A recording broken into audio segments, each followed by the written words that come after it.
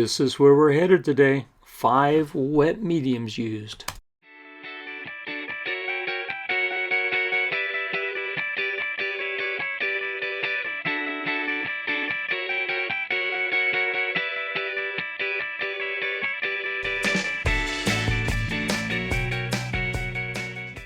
Welcome back to the Wet Pastelist. If you're new here, this pastel channel is all about wet pastel, soft pastel, color theory, much of which applies to other mediums. Today, I am combining 5 wet mediums with soft pastel. I'll be adding water, clear gesso, modeling paste that is normally used in acrylic painting. I'll also be using Spectrafix mixed with alcohol.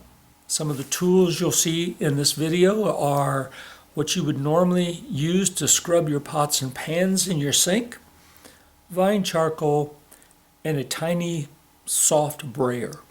I'm Pastelist Avon Waters, and if you're enjoying this content, please hit the like button so others can find this information more easily. Today's video also contains some footage on how to develop a color palette and an easy way to go about that. A color palette that you select can sometimes, as you'll find in this video, I start out with one color palette and it changes by the end of the video to something totally different. A different set of colors, but still harmonious, something that worked better. This is a 12 by 12 piece of etching paper that has previously been used. It's a 100% rag paper and it has a coat of clear gesso that was used in the process of painting something. It's been washed off under the sink. This kind of S shape is of interest to me in these masses, large mass, small mass, and some S curves in here. This particular drawing is of interest to me, and the stain on this kind of conforms with that. I don't have my S shape in there. I'll have to put something light in there. So I've decided I'm going to start out. I'm going to see if this will work. This is charcoal in a tube. It's my nitrum, and I'm going to put some of that out on this and begin to block in those colors. I'll squirt out a little bit of this into there. That will be what I start with. I'm going to first wet this, get it to accept a little bit of the wet charcoal. Using that liquid charcoal is fun, but the paper will just soak this up if you don't pre-wet it. It kind of cuts out the step of sketching and then wetting the charcoal. Now I'm starting to get some nice water running across the surface of that. I use the charcoal in order to create a value study so that I can follow some of those established values as I start to add color.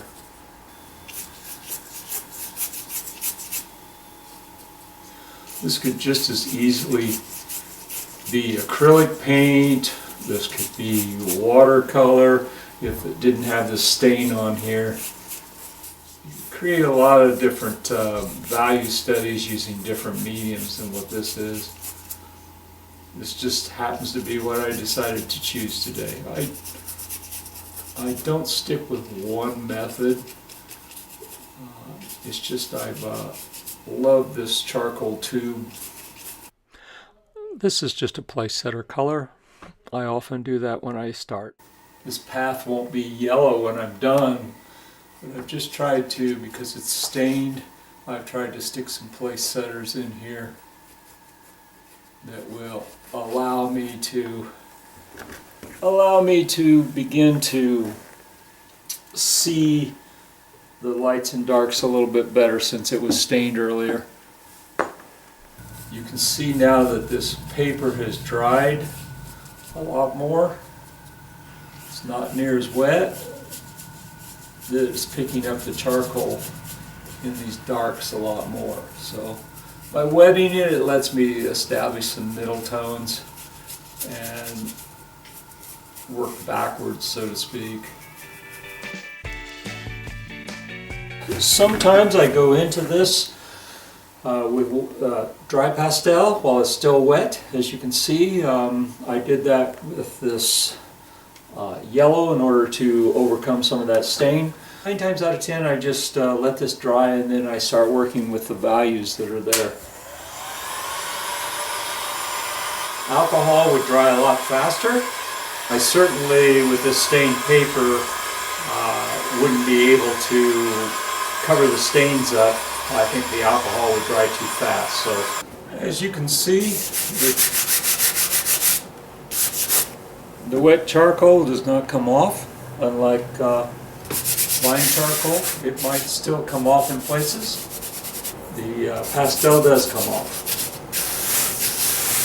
At this particular point, I could go back in with charcoal and darken up. This is vine charcoal. I could come in here and get some of these darker areas established.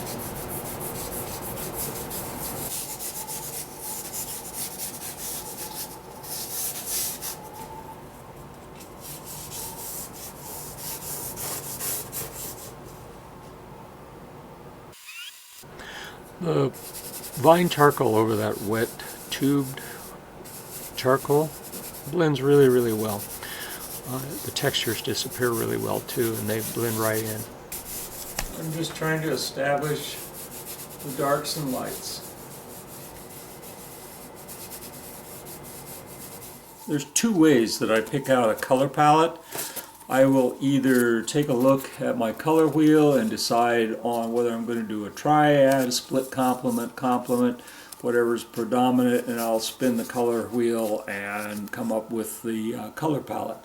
One of my other favorite ways to do this is I keep a whole big box of what I call stolen colors. I'll go through magazines and books, and I'll have these colors that I'll sort through and pick out something that I think is appropriate.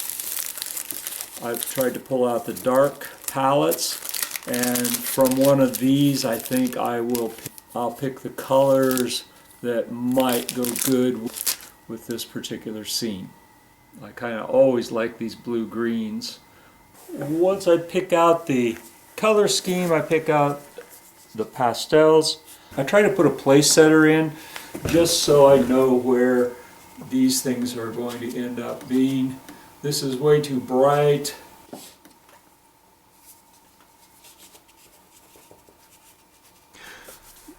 It'll tone down as I go, you'll see that real quick. I try to start with the darks. After I get the place setter in, it's just to help me because I like to go over things. You can see that that yellow will disappear in a hurry. Right now all I'm trying to do is just establish some base color. And when you look at this, and I make a mark, when I make a mark on here, you can see it's of the same value as the gray. And some of these other colors are the same value as the middle tones that I put in. So that's all I'm trying to do, is replace the charcoal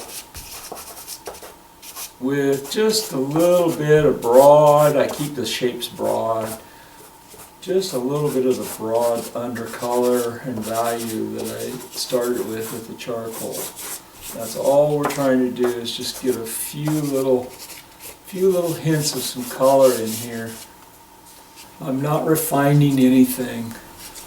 I'm just replacing the black and white underpainting with some shapes of the darker colors that I've selected.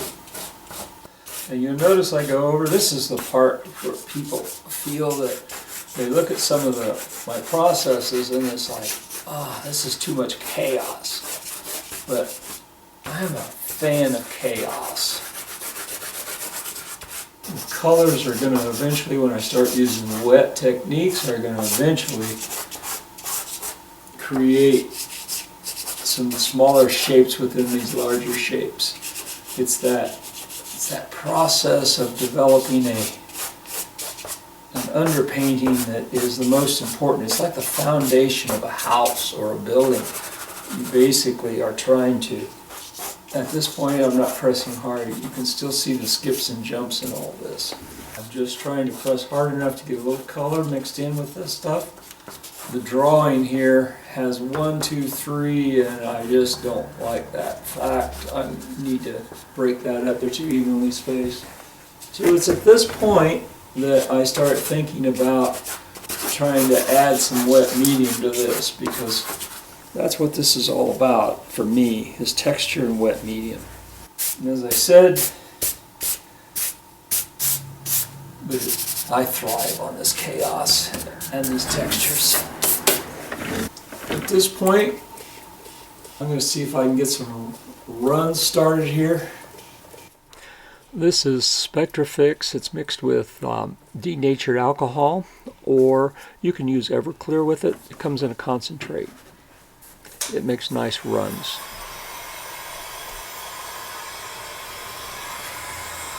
These darker colors lighten up. That was Spectrafix. I could just as easily used alcohol, but the Spectrafix will fix some of these colors and shapes in place, where alcohol, you could redissolve them. So by experimenting with different mediums and different liquids, I'm able to kind of make some decisions along the way whether I want those drips and things to be stuck in place, to maybe follow later on after I build some more color onto this. It's all about layering at this point. Now the Spectrafix also, because it fixes this color in place, and not as much as, there's some pastel dust that will come off on your hands, but because it is fixed, I can paint over this with clear gesso and create more texture. Now I know where my light spots are. I know that I've got a light path, and I got some areas down where my fan is right now, or my paint remover heater, and up in here, those are light areas. I can put some texture in there because I'm going to firm those up as I go on. Now I've mixed up some clear gesso, not mixed up, now I've got clear gesso. And I'm going to start on the pathways, just like an oil painter. The highlights seem to have thicker impasto paint, more so than maybe the shadow areas.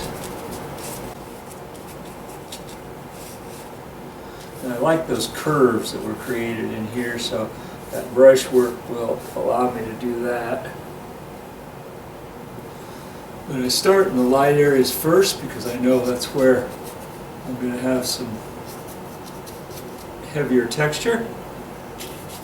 And you'll see in a minute how I'm going to add even more texture in those light areas, and I need that to stay kind of wet. I use these chip brushes because they're cheap, like 69 cents. So I switch to this for the broader areas.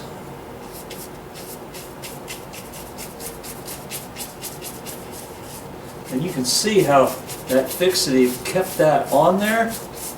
The pastel, there's a little that's come off in my brush. You can see that it's not staying completely on there. That's why we start in the light areas first. But I'm trying to get a heavier texture in here because I like to work with that texture. And it takes a lot of experimentation to find the right surface. What's right for me may not be right for everybody else. Again, I go back to the chaos everybody seems to think that exists. It's too much for some people to handle that much chaos. This will dry down and that image will come back. At this point, I'm going to add some golden hard modeling paste. I'm going to add the golden modeling paste and then I'm going to mix it up. You can use golden modeling paste by itself, but then it has no pumice in it. You would then have to either cover it again with clear gesso or spray it with fixative or something like that if you were going to use this. Again, this may be way more texture than anybody else wants, but it's my favorite thing to do here. I'm going to try to achieve some impasto and some marks in here. And this little curve goes back out.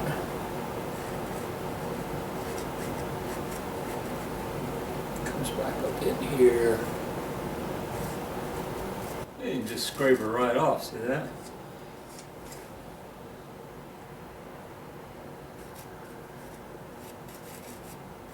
Secret to using this is to blend it out some. Otherwise you end up with just a spot. It's just too heavy all by itself. And it's a vertical movement, so I'm going to come out in here. Yeah, I got to get some up in these edges too.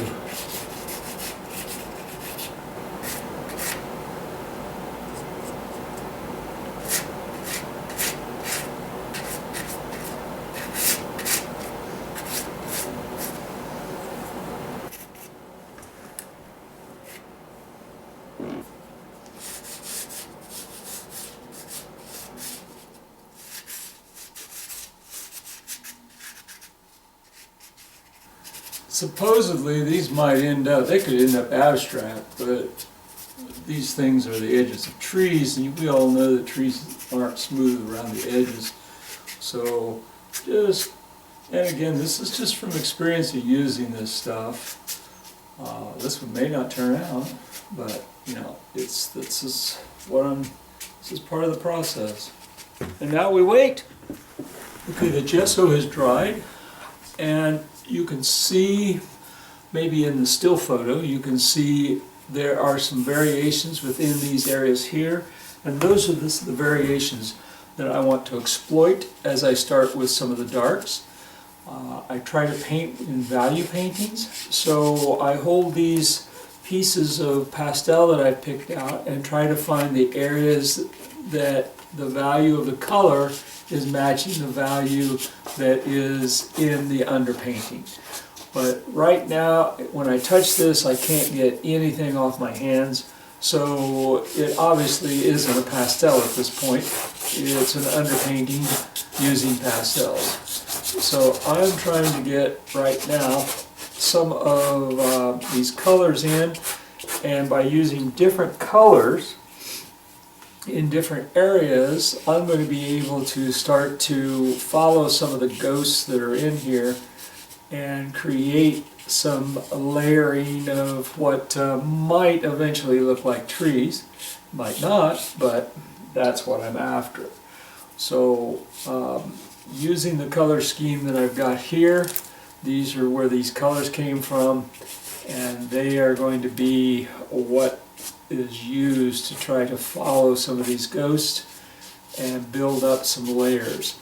I'm not pressing hard because I want some of this underpainting to show through. I want the ridges that are around these clumps of trees, or what might become clumps of trees, to catch just enough different colors that it starts to build some interest.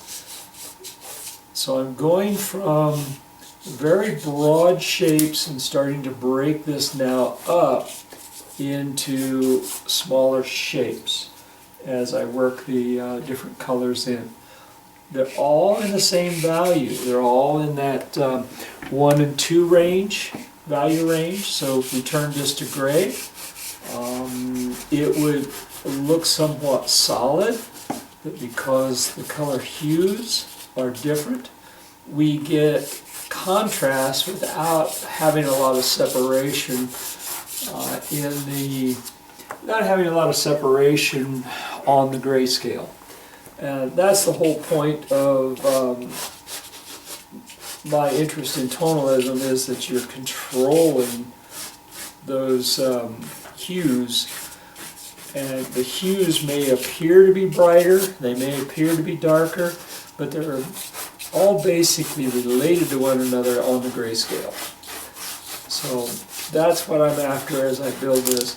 And again, you'll see me destroy this with wiping across it and everything And that is part of the process that drives a lot of people crazy. For me, I love that destruction and reconstruction process. There's a lot of texture right in here. This modeling paste really built up some nice texture in there. And I'm not pressing hard again, I just want to catch some of those highlights and let that green underneath, which is this green here, live in a layer underneath this.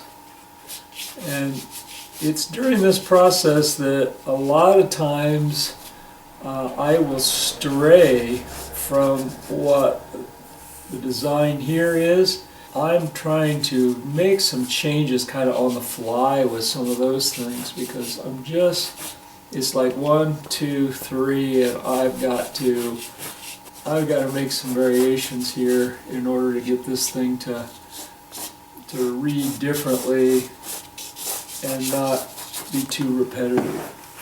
This will kind of echo this, but I don't want it to be the exact same shapes.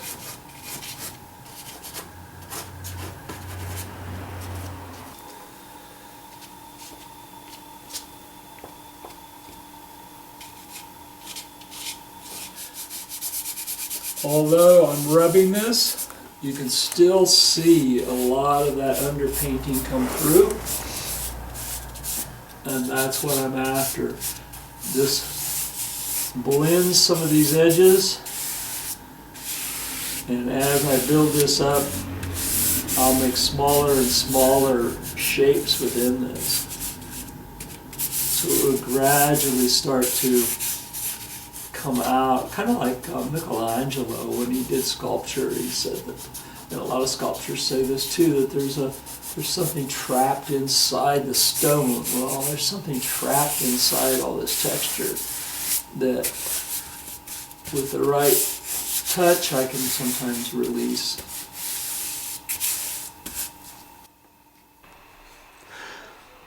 At this particular point, I tend to be grabbing a few different colors other than what I selected.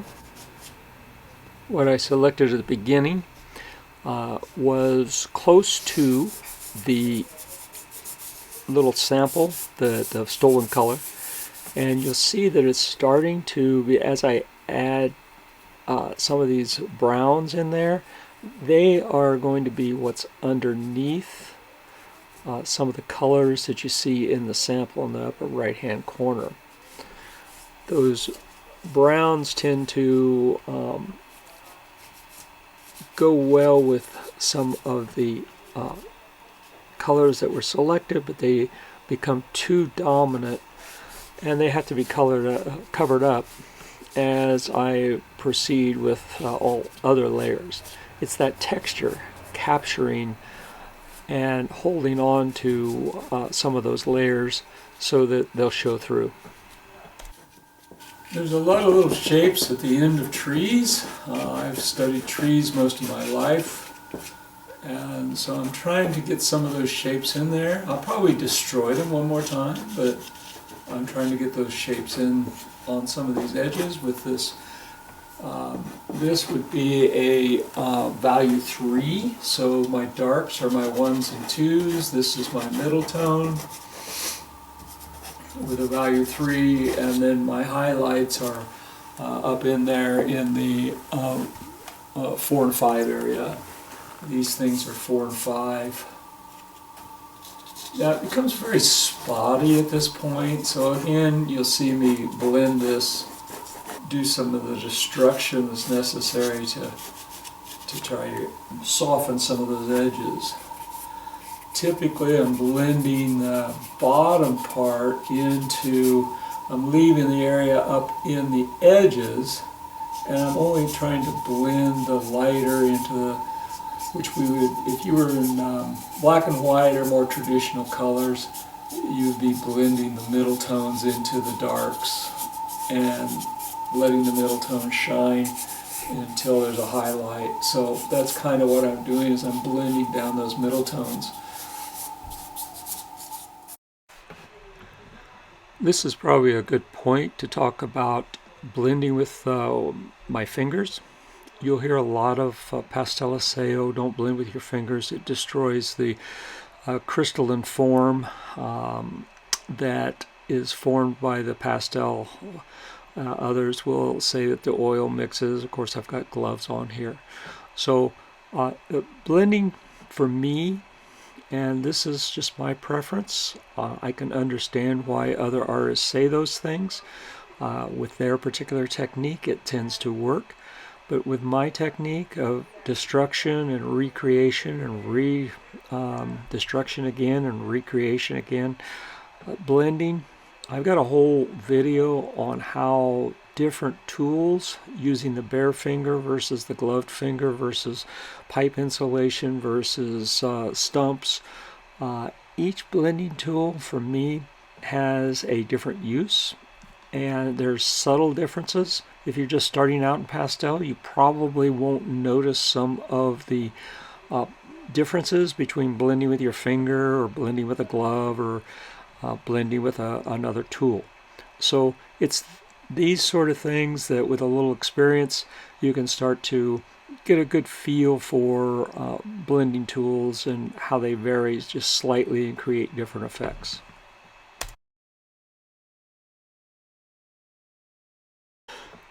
I've picked up a darker tool, a darker pastel, and I'm trying to darken up some of those areas without changing the values a whole lot. I want to stay in the value range that I selected, but I do need at this particular point to start narrowing down and finding areas where I can put tree branches and tree trunks and start to create some separation in the different areas of the trees. This is the, and I mentioned at the beginning about a small foam. This is a soft brayer. It's used typically in printing, and the brayers, all you've got to do is type in small or half-inch or brayer, soft brayers, and you'll find those on the internet. But make sure it's a soft one. The hard rubber brayers don't do what this does. This is, again, you can't see it in the video, but it's where the brayer will, depending on whether you use the flat side or whether you use the edges, the brayer is creating and picking up some of the pastel and mixing and blending it into other areas. Now, as I go into the dark with the brayer and then move into those light areas, it creates uneven edges. Every now and then you have to wipe off the brayer a little bit, because I was in the dark and you saw me move my hand over the brayer. I was wiping it off so that I could go up into the lighter sky. The brayer is a great way to mix, and again, it's just another blending tool, one of many that I use. Not used in this particular painting are, I also use these clay tools. They are a soft rubber that some people that do ceramics use those tools to move the clay around and create different shapes. So there's lots of blending tools that are available to you. Let me speed this up just a little bit. From this point on, much of the rest of this is the middle stage of this painting. Once I've established some of the tree trunks, I am just continuing to break up the picture into smaller parts and add more color, different colors that are in harmony, and start to build up the painting in layers, and also create more interest as I create subtle separations between bushes and branches and small trees and large trees and medium-sized trees.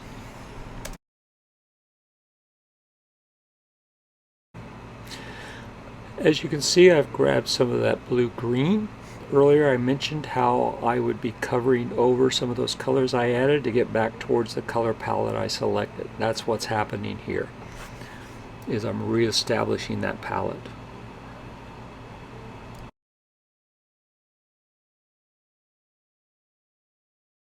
You can see I've now started to firm up and brighten up some of those lighter areas of the painting once I got back to the palette. Now don't confuse my lightening this up as changing the values. Those values are very similar to the lighter values I originally selected. It's the hue change from the colors I had in hand to the colors I'm using. It's the hue that creates the contrast against those darker hues that have the blue-green in them.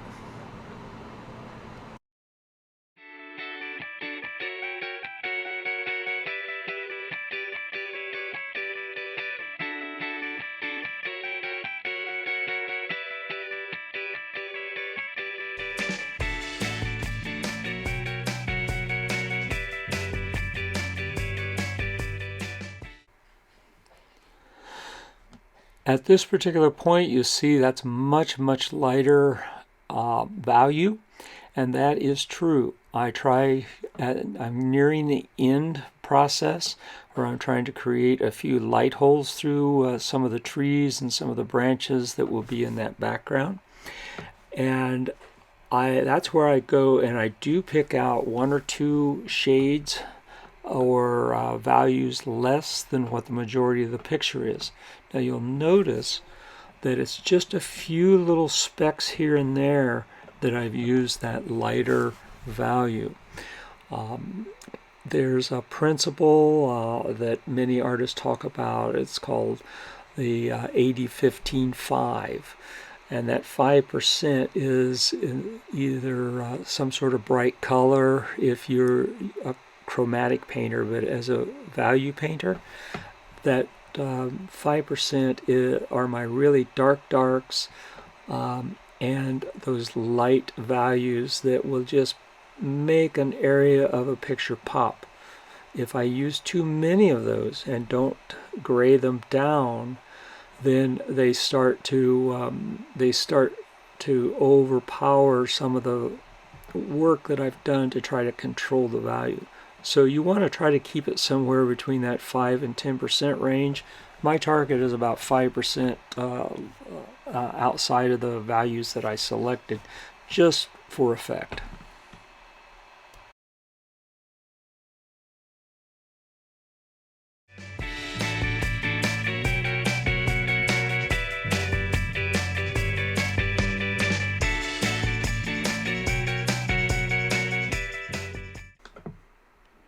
You'll notice that as this video has gone on, I have tried to work in all areas.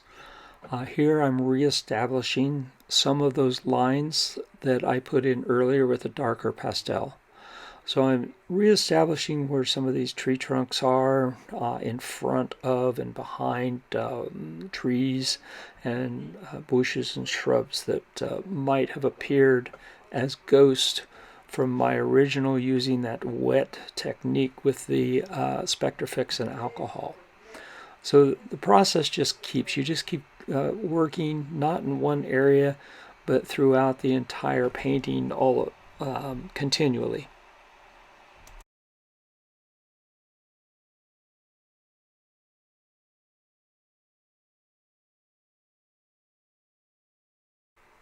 And just as before, I grabbed the brayer and watch how in one place I put a light tree by loading that brayer up with some light pastel dust, and then light hits tree trunks differently. And so there's some light trees among these dark tree trunks.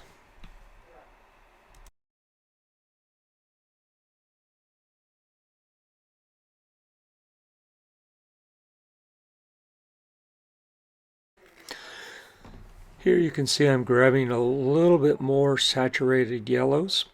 These are, again, trying to brighten up some of those areas in the sky where the hues are a little brighter, a little more saturated, and creating some areas of interest. They are slightly higher in value than some of those other middle and darker values of the rest of the painting.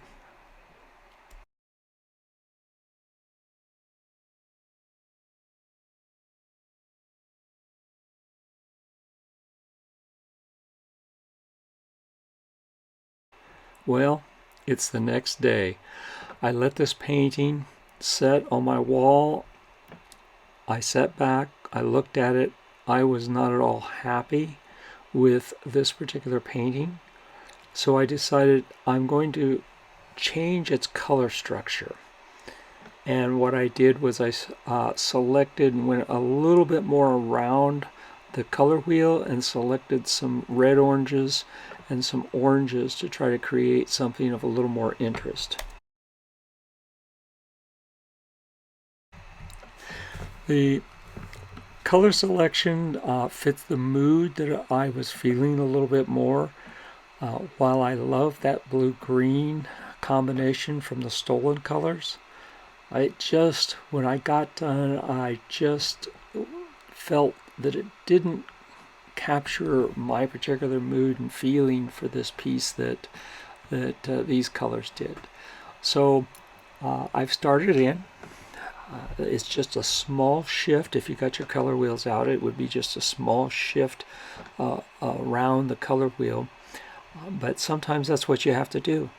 And some of those colors, especially in the trees where we had the blue-green, are now shifting to a little bit closer to the blue spectrum. And it's those colors with the yellow going to red-orange. We are creating some harmonies, and you'll see that this does not require a great deal of additional work. Once you've reached the finish and you've got the trees and you've got the sky holes in, it's not really that difficult to then just shift the colors in a painting. Now, if this was oil or acrylic, you would be going over a lot of different textures and a lot of different paint. So this was really an easy process. Well, it looks like, oh my gosh, he changed the whole thing. But all I did was just make that small little shift, and it's really easy to fill back in because you've got so many layers showing through at this point. Let me speed this up a little bit and you'll get closer to the finish here, since it's pretty much the same process.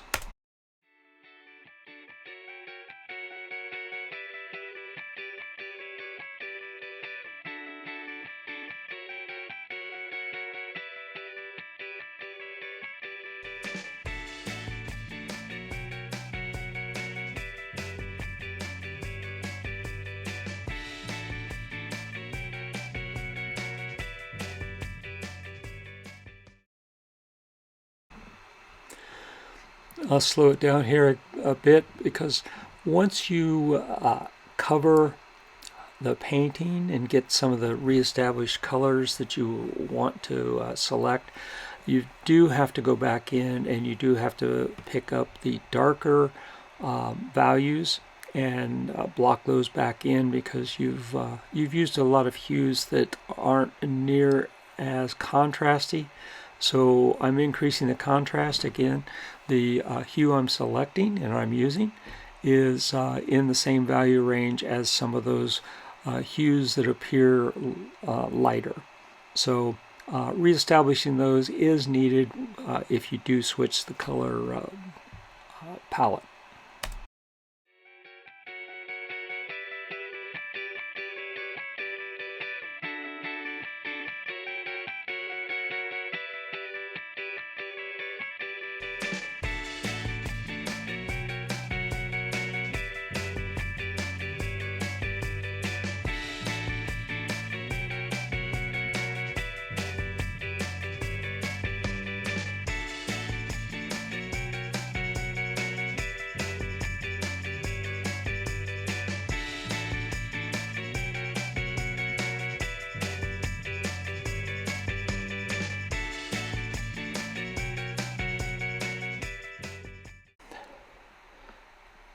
You can see that I've added some intense reds. in that 5%. Remember, those were more on the yellow sides. So those intense reds and red oranges and yellow oranges are really brightening that up. I've reached the end of this. At this particular point, I will again put it on the wall and see if it survives. I feel much better about this. I like the interest of this. I was able to break up some of those trees and make them more singular with some more space and negative space in between them. Let me zoom in here last so you can see some of the texture and some of the layering and get a better picture of it here.